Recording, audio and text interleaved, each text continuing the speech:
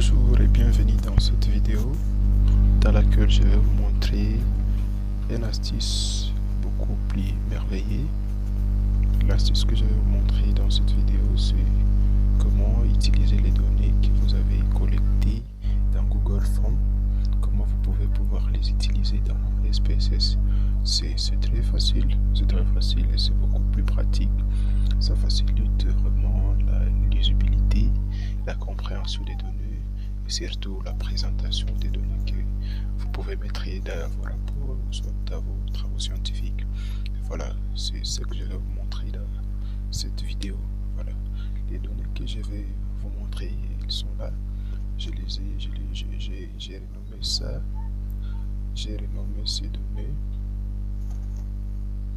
Je les ai appelés projet enquête. Voilà, c'est un formulaire que j'appelle projet enquête.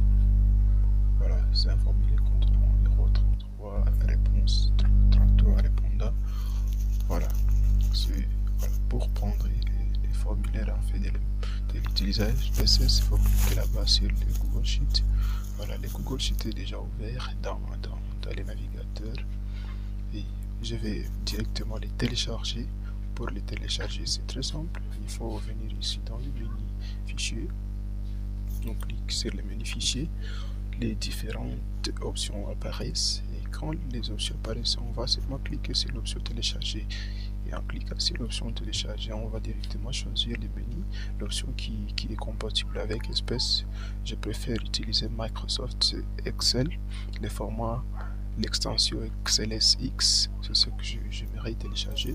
Je clique sur les fichiers et directement il me conduit, il me demande d'aller mettre les fichiers quelque part. Voilà, j'ai déjà téléchargé les fichiers, il est déjà là, et donc ça ne sert à rien. Il est déjà dans mon ordinateur. Donc je voulais seulement vous montrer comment est-ce qu'on peut procéder pour y arriver.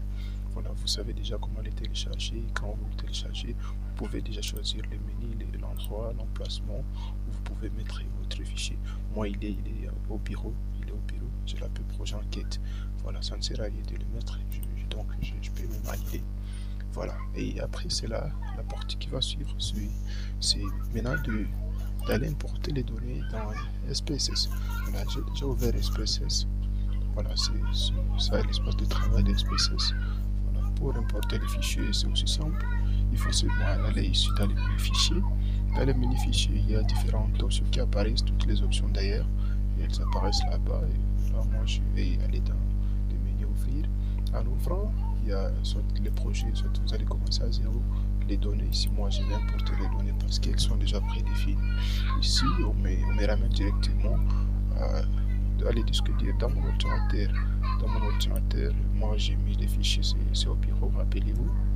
C'est au bureau où j'ai sauvegardé les fichiers et ce qui reste là-bas, comme j'ai déjà choisi les bureaux, il suffit seulement d'aller choisir les formats du fichier.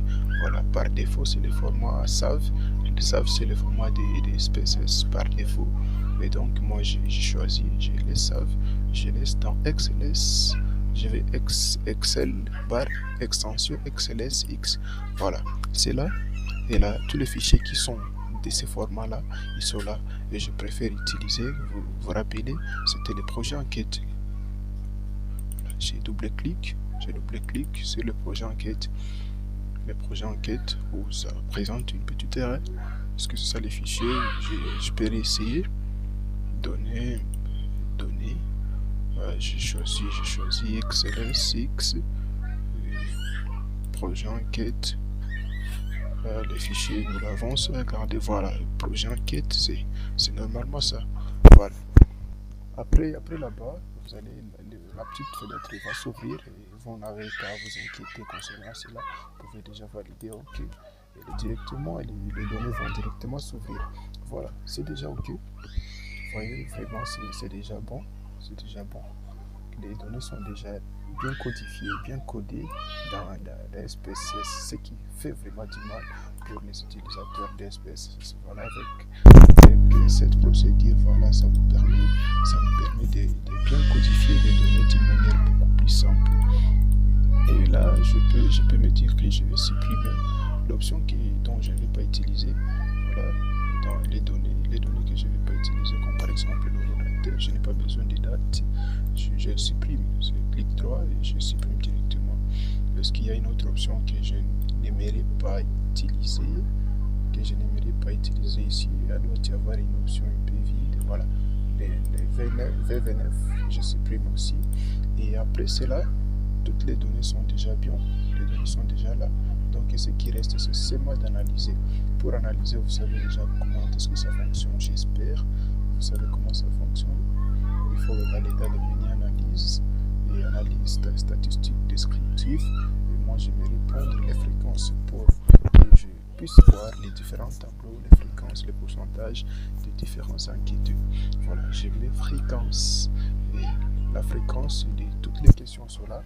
Et je vais mettre les taux au même moment.